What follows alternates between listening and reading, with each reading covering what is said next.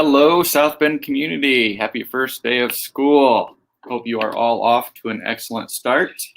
My name is Chase Sleesman, and I am a coordinator of virtual student and professional learning.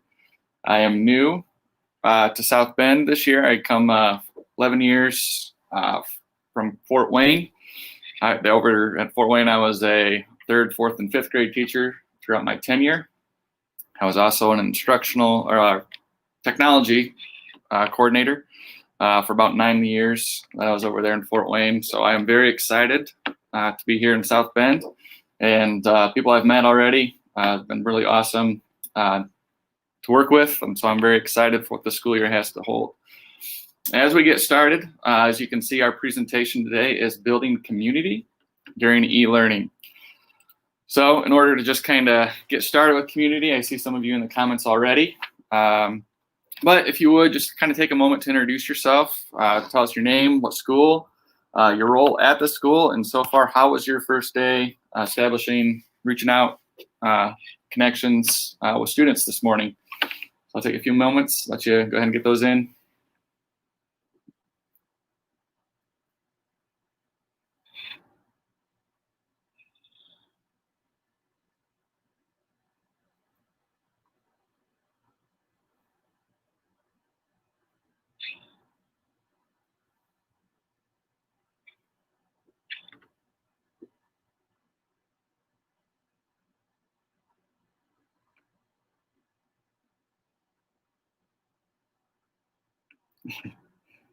Yeah.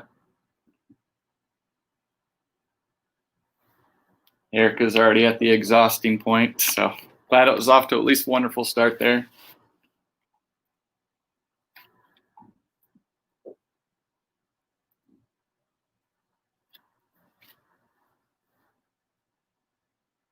Sheila's off to an okay day.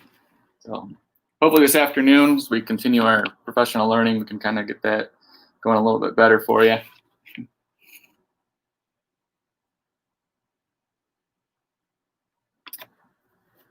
Kimberly, that's very exciting news. Kids being happy being back. I know parents, having children of my own, I'm excited we start tomorrow. So it'll be very exciting for them to kind of go back and kind of get into a little bit of a new normal.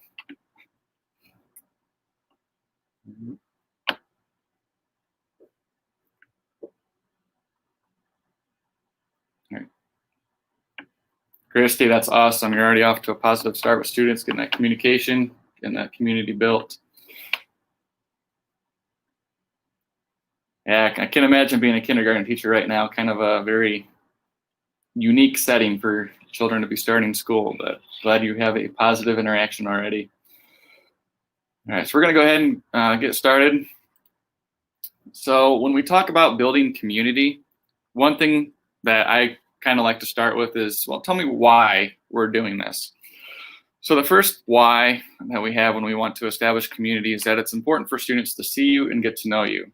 For this, how we're starting the school year, you're going to be that main outlet for the students to see and get to know.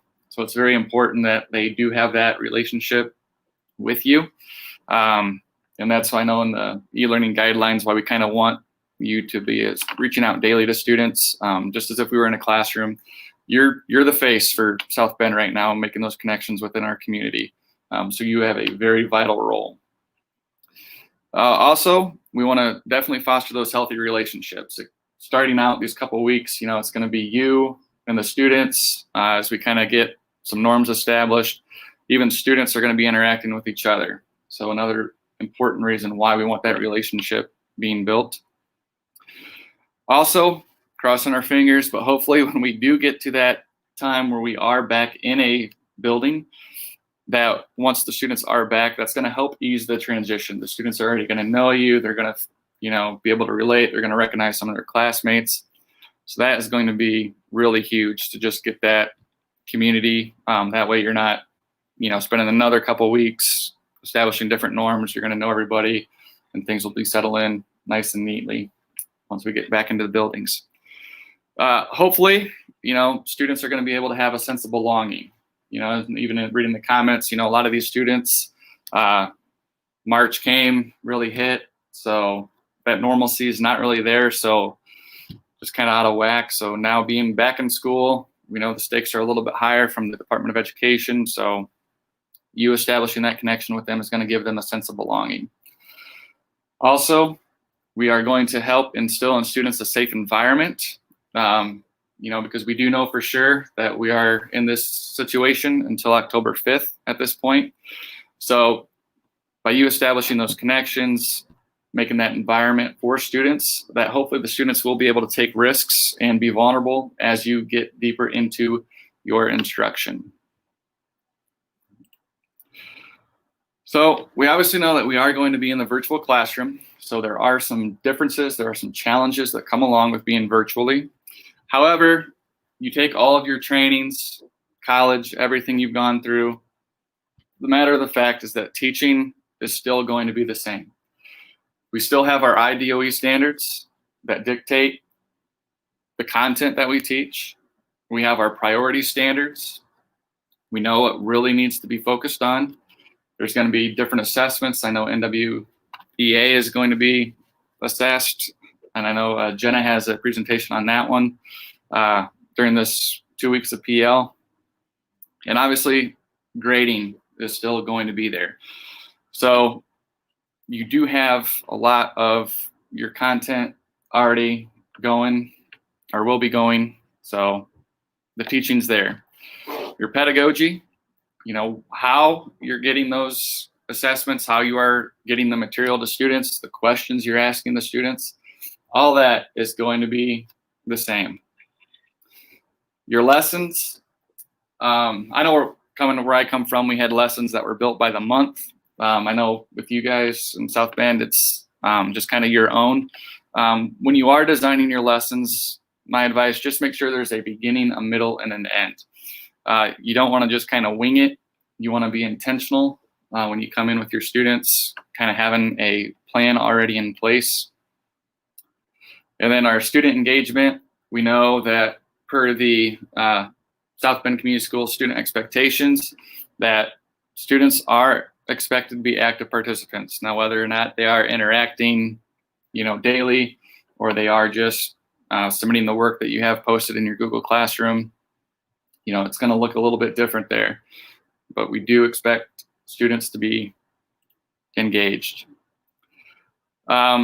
Major differences, big thing, we are going to have additional processes. This is our time that, patience is definitely going to be the key. It might be frustrating, even seeing some of the comments, not reaching everybody right away, but just really take that patience and, be understanding. I mean, we're kind of on that March mindset, I feel. So as we just kind of get into the new school year and kind of get those norms really established and up and running, it's going to take a little bit of time. The tenacity, just keep going. We're all new to this whole kind of e-learning. I mean, especially new teachers. I mean, if you imagine going to college, like this is not how you ever thought your first year of teaching would be.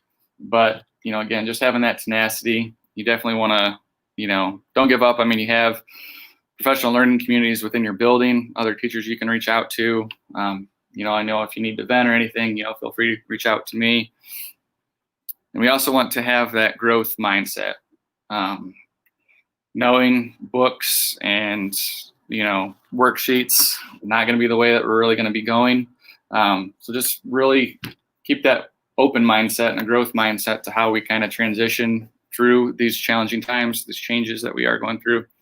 And I think that's just really going to help our mental ability, which is kind of being patient and show tenacity and have that growth mindset. When we look at the students, we know that the students are going to have additional steps. I know especially like K2 teachers really love Seesaw. So if you do Seesaw, I mean, if you have the kids, I mean, writing letters, letter formation and everything else to upload, just be patient with that process of clicking pictures, uploading pictures, doing some handwritten work as well. That was kind of something, with my background being 3-5, when you look at the keyboard, I know our Chromebooks are lowercase. but maybe for like upper elementary, you look at the keyboard and, your MacBook there, it's all capital letters. And then with those younger ones teaching letters, you go to type and it's like, oh, that's not the letter I hit. So you do have that little bit of, challenge there. So special shout out to K2 teachers as they kind of work on letters. All right. Any questions or comments about anything that we've discussed so far?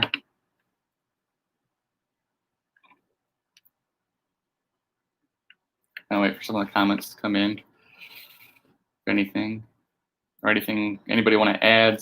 Any tips?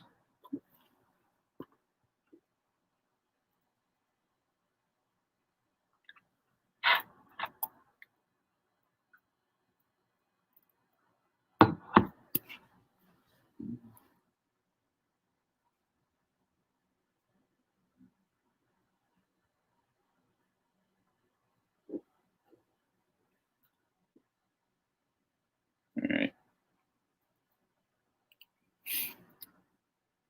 One way that we can establish community, especially during these first couple of weeks, is we have some virtual icebreaker activities. So doing it virtually, it's obviously not the most ideal. So I came up with some just kind of suggestions you could use. First one, we have like a shoebox activity. And this one would kind of give the students a little bit of time that they could be away from the screen. And they just get about 5 minutes to gather any item from their home that they feel is important. And then as the teacher, you can go around and you can see, go around and have students share out things that they found around their house that they would like to share with their peers. And this is just kind of neat. I've seen it done, a lot of the kids, Fortnite being so big as it is, grabbing, PlayStation or Xbox controllers, because that's right now, what they've been doing all summer. So just that's been their bread and butter to kind of get through. Next, we just have some icebreaker questions. Those are just pretty common. Those are just, anything that you feel, grade appropriate questions to ask students. And then also another good one would be 2 truths and a lie. And this one would kind of get some writing activities in for your students. They could write to you either in a chat or they could send them to you in an email. They're 2 truths and a lie. And then from there, you can create a pear deck. And you can even turn it into a little game that students can play. Also, Kahoot would be another one where you can have the students get the access code to Kahoot, and then they can check out, play a little game, just kind of switch things up. Most unique. Here is one where you just kind of think about something that you think really makes you stand out. And then if another student recognizes or has that same thing in common, they would speak up during the Google Meet. So that way you just kind of realize, hey, I have that in common too. So just kind of something to get students thinking and realizing similarities that they do have with other people. Next, we have Flipgrid. I know this one for me was one that I really discovered when we shut down in March. And so with Flipgrid, I'll just kind of click on that for those of you that might not be familiar. Flipgrid just allows students to have their own voice, and it's super easy to sign up. You can just click on the educator sign up, and then what you would do as you get going within Flipgrid is you could create a discussion. So here I have some discussions, and you can copy the links, and then you can have post the link within your Google Meet, and students can kind of click on that, or you can even post it in an assignment where students respond. So then here, I just had some responses there, but it's just really nice, and students can interact, and they can respond to each other by recording through a video. So that would be your asynchronous activity. If you realize, hey, I might not have a whole lot of students on right now, that would be a way that you could always refer back to it and just have students record on their own time. So I really enjoyed using Flipgrid.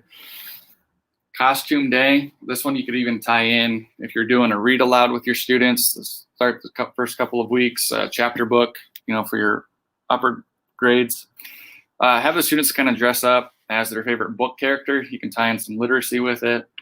Students can share their favorite book, the person they dressed as. So that'd be really, really neat to kind of get to see for students. Next one we have is Mad Libs. And on this site is, all sorts of different topics. There you could have, you could tie it to your curriculum. But, parts of speech, this would be a huge one. You could call around the different students to come up.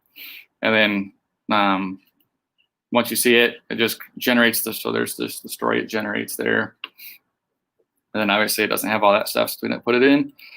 But, that's another activity. Then you can come up with crazy stories. Share a picture. This one I kind of had in mind for our littles. Get the drawing, kind of see in formation that they're holding pencils, crayons, colored pencils. Students can draw a picture, and then they can go around and share it. If we think about, especially like the little kids, being new, this is definitely going to be very fun and exciting for them because they get to be on a screen, seeing themselves. It might even be like the first time where they're interacting. So, I thought that would be a really neat one to just do, sharing the picture. So, does anyone have? So, what I'd like you to do is just in the comments now is just comment about how you might use some of those activities to build community. Or if you even have any other ideas, that would be great. Please share. One thing that we want to do, even doing this live session, is just still instill community with each other. We're seeing everyone all over town. So that'd be great if we can just kind of use each other for various ideas. I'm not the all end all be all, but so anything you want to comment, go ahead and take a couple minutes to do that. We can share out. Diane, the Kahoots, very good. Yeah, especially your older children, older grades, definitely a lot more competition focused. So that would be a lot of fun doing that Kahoot. Yes, Laura, Flipgrid. Yeah, I absolutely fell in love with it, back in March through May. That was kind of my go-to.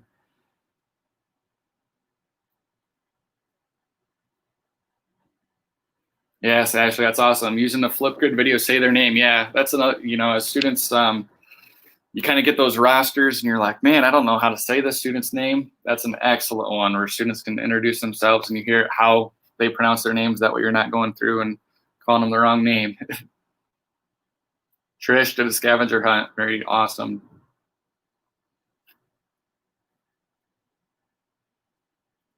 I like Michael's there. Very good. Show a picture of time they felt they belonged. So yeah, with some of these kids, it might be a little bit hard at home. They don't really have that kind of safety net at school. So very good.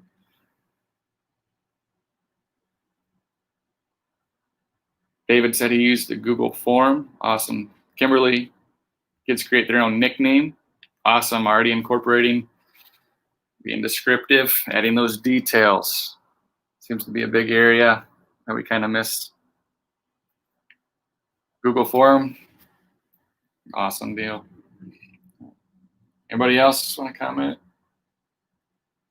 I don't want to miss anybody. I definitely want you all to have a voice. Pictionary.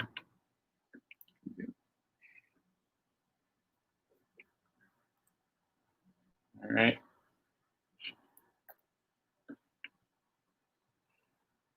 Yeah, Mary, do you want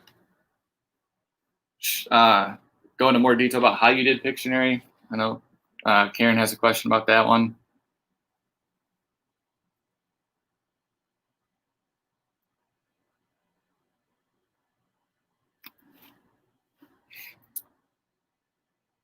Charity doing a storyboard. That's great because that also allows them to kind of get their thoughts planned out. So that always helps having that and not being not just winging things.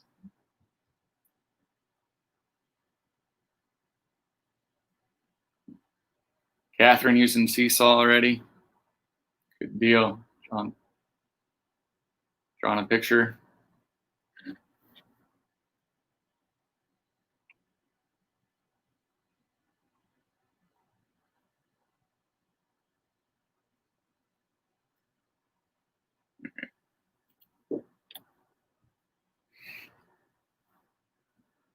So the next, we're going to just move on to presence. So we know that students are going to learn better by interacting with you. You are their teacher, and so as you get to know them and understand maybe some gaps in their learning, the more they interact with you, the more that you're going to be right there to help them. And so kind of close that achievement gap if there is one. I'm not saying don't use any other videos or outside resources, but just kind of keep that in mind that, the more that you're with them, the more that you're teaching, the better their interactions will be, and especially help you get to know them.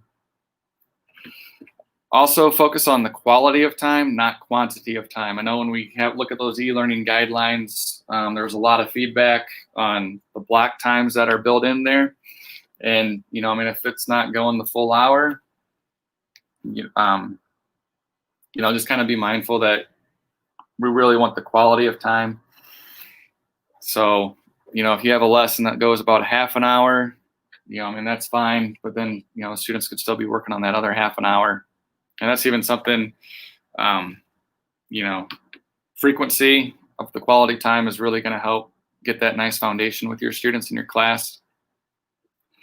Your body language is another huge thing, because as you see on the screen, you see this much. So just really be mindful of your facial expressions and how you carry yourself when you are doing your Google Meets. You don't want to send the wrong vibe to your students and, have them write you off very early into our 8 weeks. Read the room. That's one thing. Is keep your eyes constantly moving around the room. That might actually help you notify and identify maybe some things that the students may not have to complete all of the work that they are being assigned. So, just kind of make sure that you keep reading the room. And lastly, this one, make sure that all of the people in the room have a voice. We don't want to cut any student off or just have any student feel like they don't belong. So just keep that in mind, that you do want all students to participate. If they're not comfortable having their video camera on, make sure that you do provide them some other way that they can contribute to the class, as well as you helping get them up and going for the school year.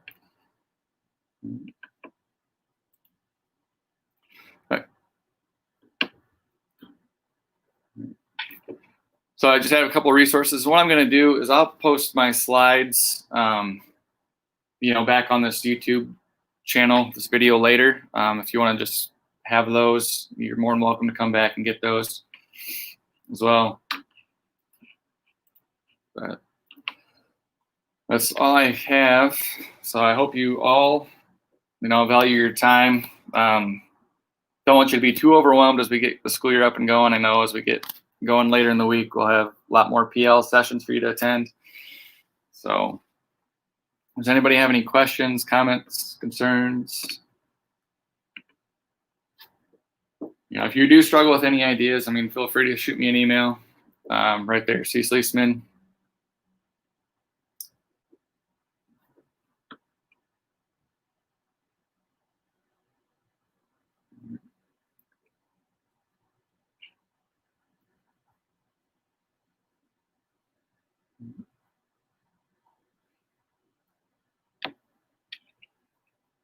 Thank you, Valerie. Glad you were able to attend.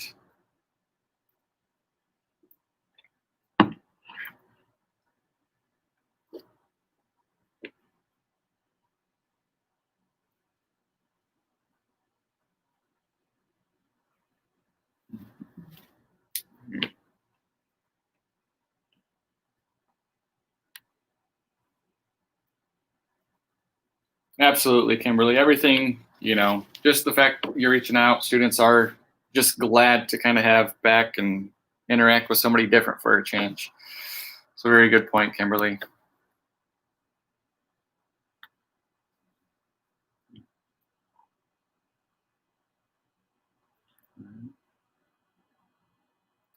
Well, I appreciate you all. And like I said, I mean, I know not really the start any of us really had for the school year, but it's the one we're getting. So, at any point you want to reach out, feel free. Look forward to meeting you all at some point, and hope you have a very good, strong start to the school year.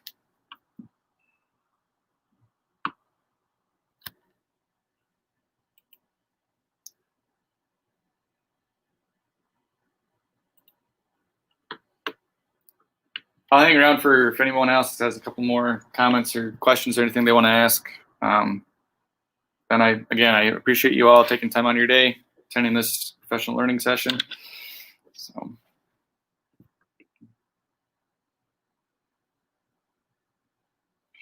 Molly, there is not a survey, so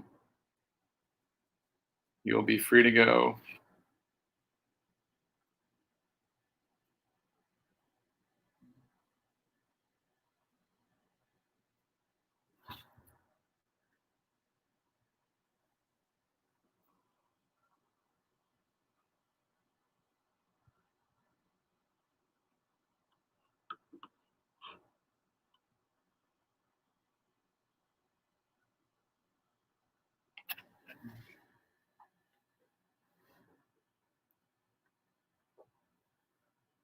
Yeah.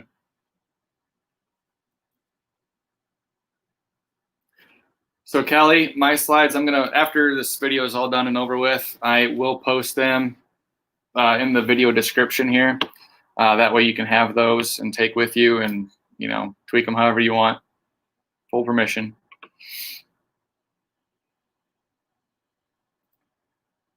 Kindergarten, yeah. See, definitely with kindergarten, you're going to want to have perhaps multiple different times where you schedule to do that Google Meet or some activity with the children. If you have 25 kids and you're all waiting around to share a picture or something, I definitely see where that would be concerning. The attention span is not really there. So, with kindergarten, I think that's why, like with the shoebox activity, if you get some kids to bring something with them, that might hold their interest. They can kind of wait. Or even if you do like the Flipgrid, and then if students can record theirs, and that way maybe you go back at a different point and you just play a few of the students' recordings, that might help.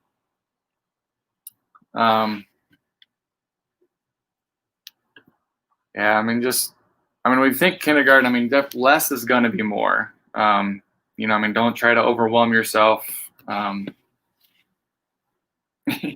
So huge shout out to kindergarten teachers. You all are, it takes a very special bunch for kindergarten. So.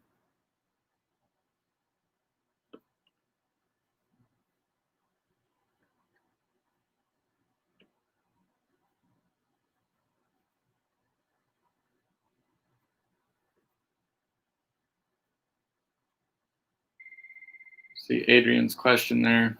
Can the corporation add a sample student to our Google Classroom?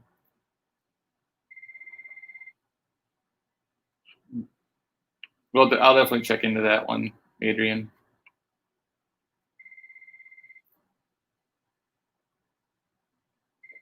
Tamara, so I know within the code of conduct, if a student is being inappropriate on there, you definitely want to let your unit head know that, assistant principal or principal, because we still have the code of conduct expectations that are supposed to be followed. So I'll just really let your principal know and best way to maybe handle that issue. Also, I know we had one question kind of come up that if you do kick a student out, that student is able to come back in on the Google Meet. So that's something we're still working through and trying to figure out the best way with that, Tamara. So very good question. Once we get an answer to your question, we'll make sure that we have, we'll be in touch.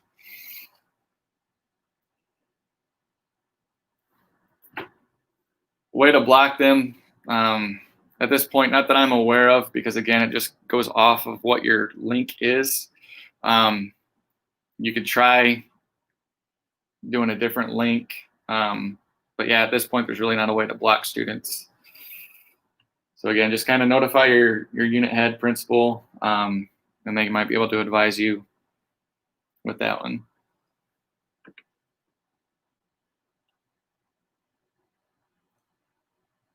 Definitely. That's why another one within the e-learning guidelines is that if you are recording your Google Meets, a lot of protection is built into that. And again, you do have it on record. There's no denying it. So very good point.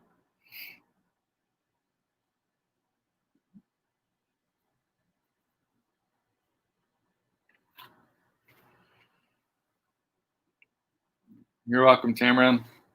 Hopefully things get better if that happened to you already. So just keep hanging in there and show that tenacity.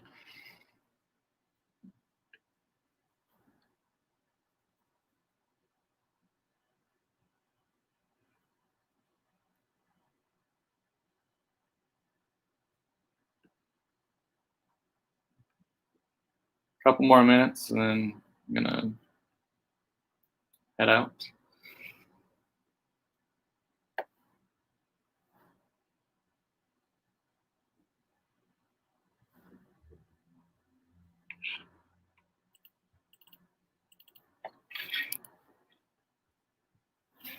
All right, done.